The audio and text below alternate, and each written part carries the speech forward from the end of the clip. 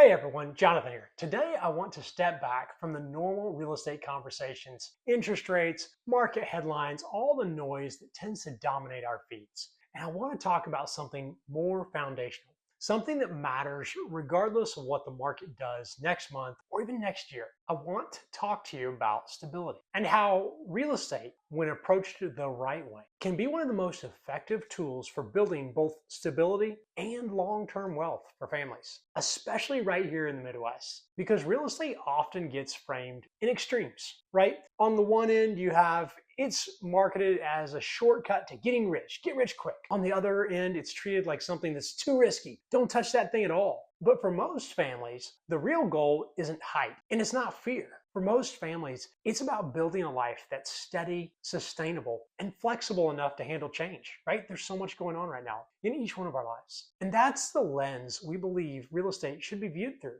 Here in places like Joplin and Webb City, Carl Junction, Carthage, Neosho, and throughout the Midwest, real estate behaves differently than what you may see online. We're not necessarily dealing with massive price swings driven by headlines. We live in communities where people put down roots, they raise families, and often stay there for decades. And that matters because when the cost of living is reasonable and communities are stable, real estate becomes less about speculation and more about structure, less about squeezing every dollar out of every deal and more about building something durable underneath your life. And durability matters. A lot of real estate advice today focuses almost entirely on returns, appreciation, cash flow, scaling fast. And those things matter when you're building wealth. For sure they do. When they become the only focus, people start skipping important steps. They rush decisions. They stretch themselves too thin. They take on risk before their foundation is ready. And that's usually where trouble begins. See, one of the core beliefs we hold is you should never risk your family's basic stability in pursuit of an upside. That doesn't mean avoiding risk altogether. I mean, risk is a part of growth. Risk is how wealth expands.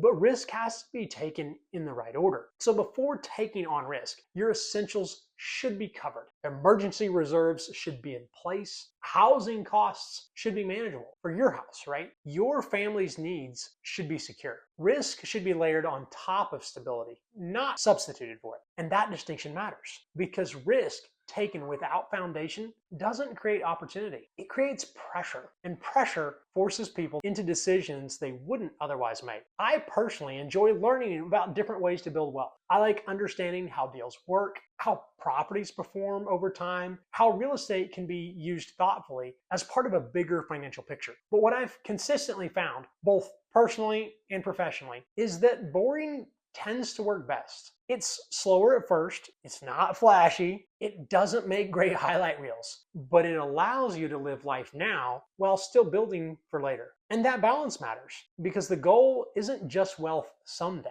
At least mine's not. The goal is being able to live fully today without sacrificing the future. This is where stability and wealth stop being opposites and start working together. Stability is the foundation. Wealth is what you build on top of it, and you need both. Stability without growth can become very limiting, and growth without stability becomes dangerous. So the goal isn't choosing one, it's sequencing them correctly. Real estate is uniquely positioned to do that when it's used with intention. Home ownership alone creates forced consistency. Monthly payments quietly build equity over time. Costs become more predictable. Ownership increases even when life gets busy and you're not thinking about it. In the Midwest, that predictability is powerful. We're not constantly reacting to extreme market swings. We're building steadily. Housing costs are often locked in, while income tends to gradually rise over time. And that creates breathing room. And the breathing room leads to better decisions. That breathing room matters more than people realize. It's what allows families to handle unexpected expenses without panic. It's what allows job changes to feel manageable instead of overwhelming. It's what keeps people from being forced into bad decisions when life throws a curveball, because life always throws a curveball. This philosophy also shapes how we think about integrity in real estate. See, integrity-driven real estate doesn't mean avoiding opportunity. It means evaluating opportunity honestly. It means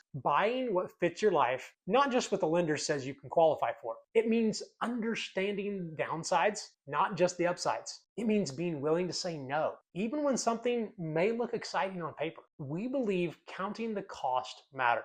Not every deal is a good deal for every person. Not every season of life is the right season to take on more risk, and that's okay. Stability looks different in different seasons. For some families, stability means owning a modest home with a payment that leaves margin each month. For other families, it's upgrading into a home that has a better fit for your growing family. For some, it's adding rental property once the basics are covered. For even others, it's staying put and paying off what they already own. And none of those paths are wrong. What matters is alignment. Alignment between your goals, your finances, and your responsibilities. That's why we don't believe in pressure-based real estate. We don't believe every move has to happen right now. We don't believe bigger automatically means better. We don't believe leverage automatically means more success. Wise decisions are usually calm decisions. And this is where I've heard far more than what I've even personally witnessed, how chasing hype can get people into trouble. Stories of people stretching too far,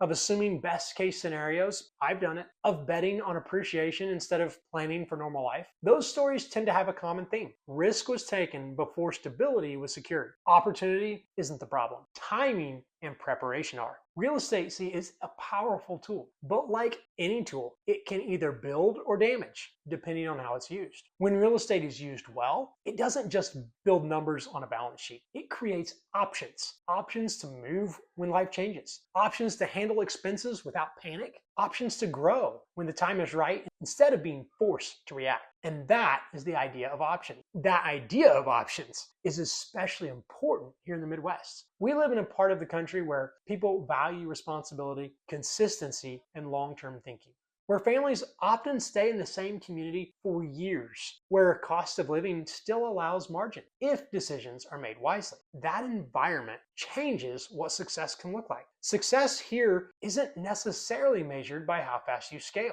or how many properties you own. It can be measured by how steady your life feels, how manageable your obligations are, how well your decisions hold up over time. That's why we believe real estate should support your life, not compete with it. When people chase wealth without stability, real estate can become stressful. Payments feel tight, decisions feel urgent. Every market shift feels personal. But when stability comes first, real estate becomes a tool instead of a burden. It works quietly in the background while you're living your life. That's also why we're careful about how we talk about risk. Risk is not bad. Again, risk is not bad, but risk has to be earned. It's earned by emergency reserves. It's earned by reasonable housing costs. It's earned by protecting your family before chasing the upside. Risk taken without those things doesn't build wealth. It builds anxiety. And anxiety, in my experience, in watching, it leads to bad decisions. One of the most important things real estate can provide is predictability. Predictable costs, predictable obligations, predictable outcomes over long periods of time.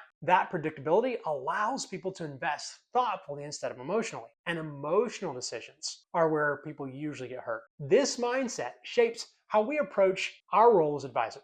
Sometimes that means helping someone buy. Sometimes it means helping someone sell. And sometimes it means helping someone wait. Waiting doesn't make the headlines, but it often makes sense. Because integrity-driven real estate isn't about winning one transaction. It's about building trust over time. Trust is built when people feel protected, not pressured. And housing is personal. It affects daily life, stress levels, relationships. Treating it like purely a financial decision misses how deeply personal it really is. That's why stability deserves priority in my mind. Stability gives families space to breathe. It gives parents ability to plan. It gives people confidence in their next step, whatever that step is. And from that place of stability, wealth can grow responsibly. That growth might look like adding rental property. It might look like buying land and building. It might look like staying put and letting equity accumulate. I know, it's a crazy idea, right? The strategy isn't usually the problem. Skipping steps is. Real estate rewards patience far more than it rewards speed. And patience doesn't mean doing nothing. don't hear me wrong. Patience does not mean doing nothing. It means doing the right thing at the right time. That mindset fits well right here in the Midwest. We're not usually swinging for the fences. We're playing the long game. We're building something that lasts. That's why we believe real estate is such a powerful tool for families when it's used correctly. It creates shelter, consistency, opportunity, and peace. Because the goal isn't just financial success. It's a life where money supports your priorities instead of dictating them. That's what stability provides. And when stability is in place, real estate becomes empowering. It becomes something you can engage with thoughtfully instead of fearfully. That's the heart behind how we approach real estate. Not as a gamble, not as a shortcut, but as a long-term tool that, when used with wisdom and integrity, can support families for decades. So, whether you're thinking about buying your first home, making a move that better fits your family, or exploring how real estate fits your long-term plans, your investment plan, slow down. Ask good questions. Think long-term. Don't let fear rush you.